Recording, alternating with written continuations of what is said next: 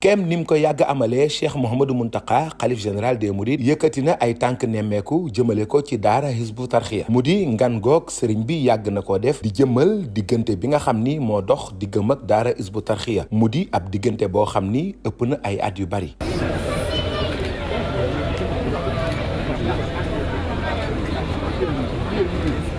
lu jiitu timis ci la xalif général des mourides ak ñim àndal egsi ci quartier Hizbut Tarqiyyah bi nga xam ni fa la direction générale nekk responsable moral Hizbut Tarqiyyah ak ñenn ci jëwriñ yi ñoo dalal Cheikh Mouhamadou Mountakha ci ngan gi ak kuréel gi nga xam ni diirub ngan gépp ñu ngi doon jàng ay daaju xasida yoo xam ni sëriñ bi daf ci doon kañ sunu borom ak di ci tagg yonent bi sallallahu alayhi wa sallam.